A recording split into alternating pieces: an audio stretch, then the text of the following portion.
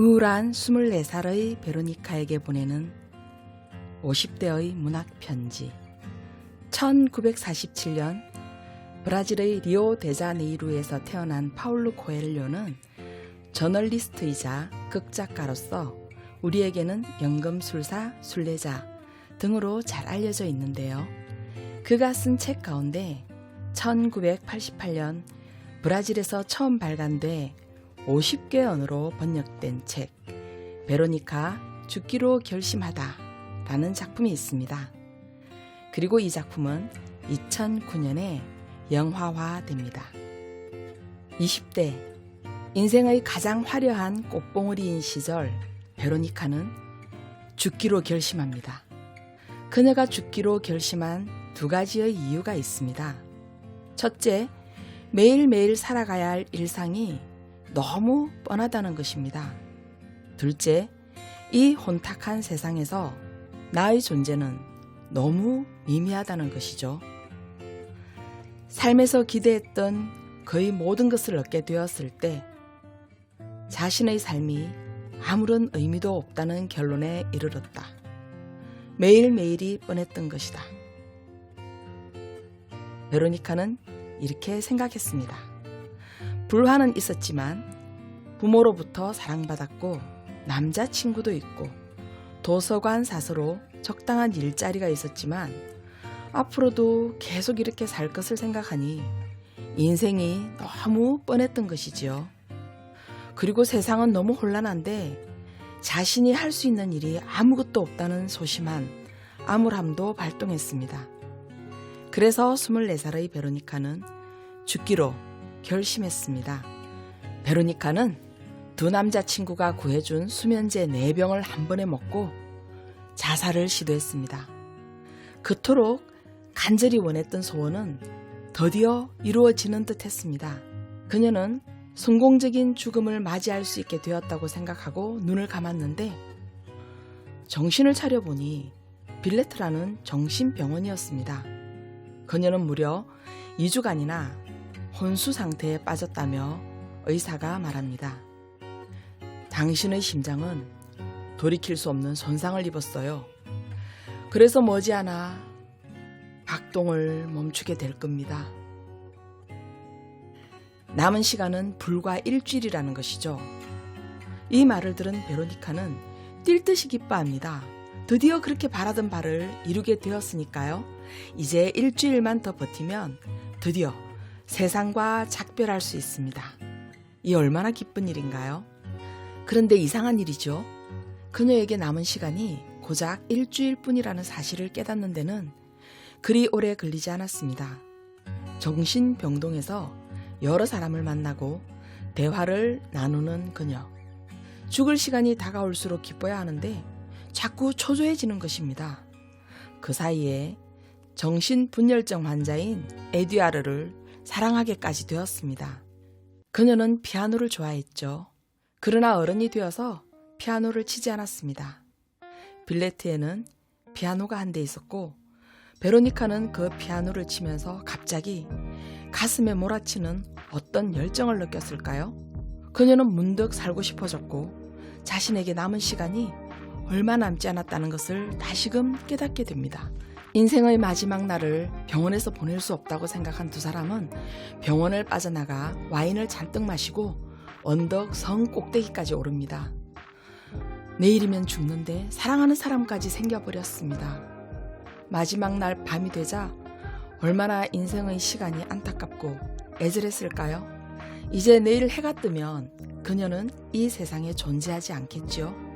그 유통기한이 정해진 밤이 지나고 다음날 눈을 뜨자 그녀는 자신이 아직까지 살아있다는 사실을 깨닫습니다. 그리고 기쁨과 감격의 환호를 지르지요. 고작 24살인데 인생이 너무 뻔해서 세상에 있는 자신의 자리가 너무 미약하고 의미가 없어서 죽기로 결심했던 베로니카. 그러나 결국 자신의 삶이 일주일밖에 남지 않았다고 느꼈을 때 인생의 소중함과 기쁨과 아름다움을 느낍니다. 이제 베로니카와 대화를 해볼까요? 삶이 너무 뻔해서 죽고 싶었다던 1번의 이유에 대해서 대답을 해볼까 합니다. 다수가 옳다고 생각하는 게 정상인 세상이야. 그게 꼭 정상은 아니지만 사회 전체의 요구에 맞게 설계된 거지. 정신병원으로 면회를 온 아버지는 이런 말을 합니다. 이미 설계된 대로 살지 않으면 낙오자가 되거나 탈락하는 것이죠. 그렇게 뻔한 삶은 살 가치가 없다고 생각한 그녀. 그러나 그녀는 병원 안에 피아노가 있다는 생각을 떠올리고 피아노를 치면서 돌연 아름다운 연주를 선보이게 됩니다. 그날 이후 그녀는 바뀌기 시작합니다. 피아노가 자신의 존재감을 깨닫게 한 것일까요? 이 장면에서 떠오르는 책이 있습니다. 철학적으로도 소설적으로도 완성도가 높으면서도 사르트르라는 작가를 출발하게 한 작품이죠.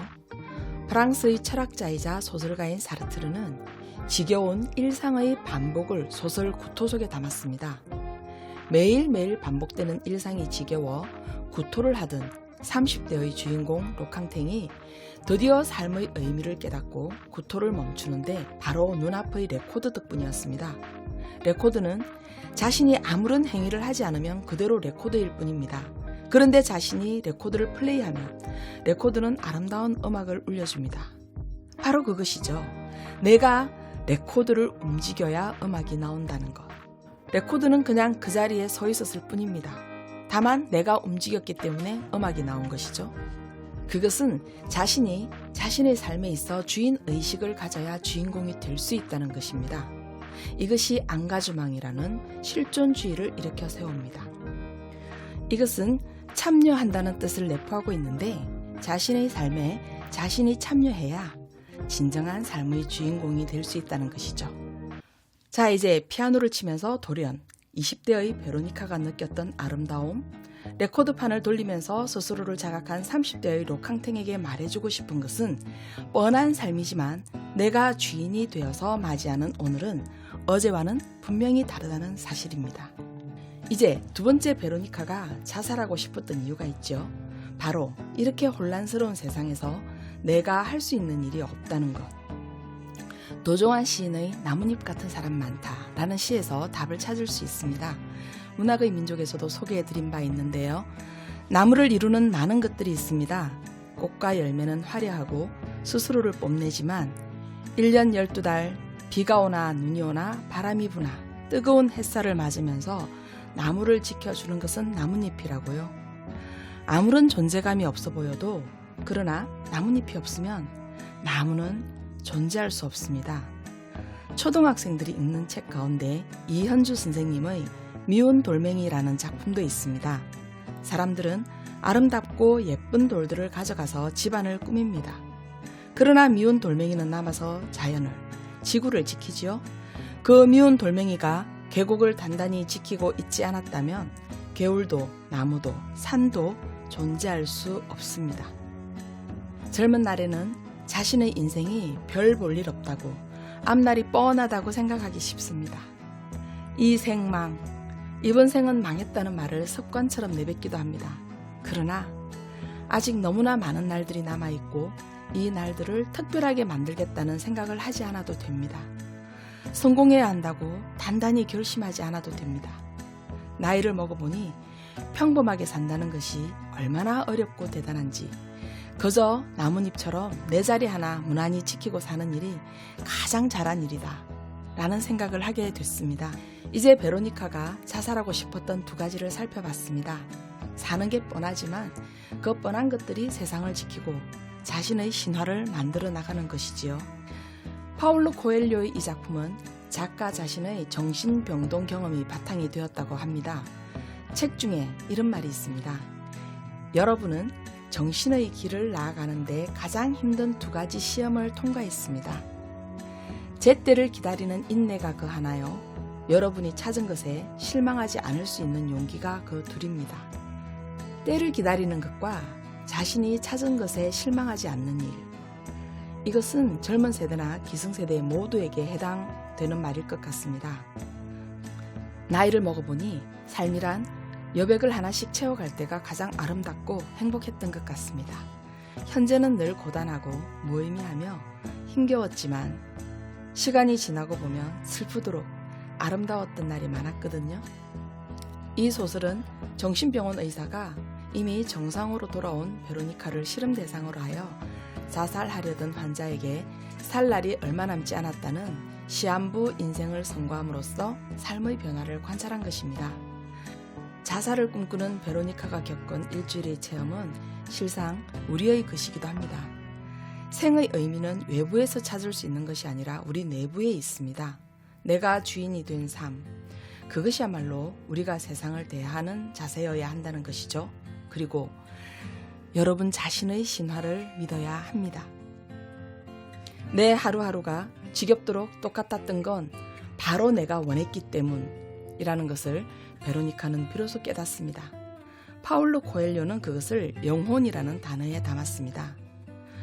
모범적인 삶의 교본을 따르지 말고 자신의 삶을, 자신의 욕망을, 자신의 모험을 발견하라고 살라고 충고할 거야.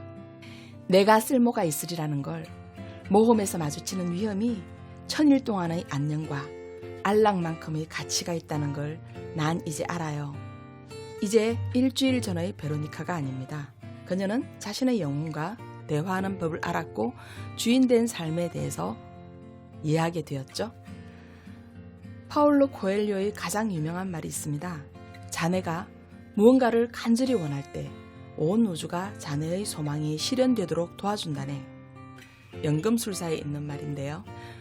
무언가 간절하게 바라는 것이 있으신가요?